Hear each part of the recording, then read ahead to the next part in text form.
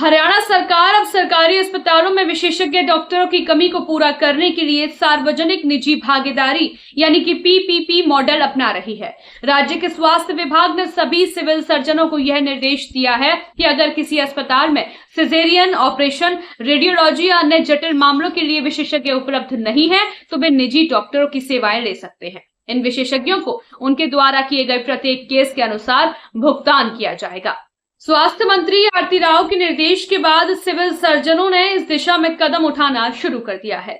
राज्य में स्त्री रोग, बाल रोग, एनेस्थीसिया और रेडियोलॉजी जैसे क्षेत्रों में विशेषज्ञों की भारी कमी है। इस वजह से न केवल अस्पतालों में स्वास्थ्य सेवाएं प्रभावित होती हैं, बल्कि मरीजों को भी इलाज के लिए परेशान होना पड़ता है।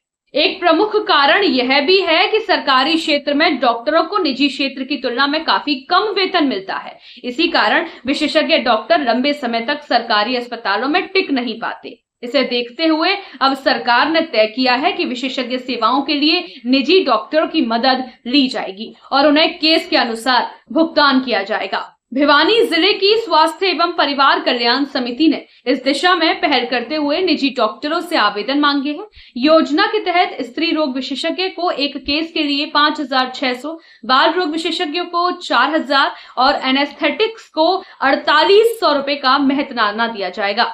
रेडियोलॉजी और विशेषज्ञ रूप से एमआरआई की सुविधा को बेहतर करने के लिए स्वास्थ्य विभाग निजी डायग्नोस्टिक सेंटर्स में संपर्क कर रहा है। शुरुआत में 5 जिलों हिसार, जींद, मेवात, सोनीपत और कैथल को इस योजना में शामिल किया गया है, जहां वर्तमान में एमआरआई की सुविधा नहीं है।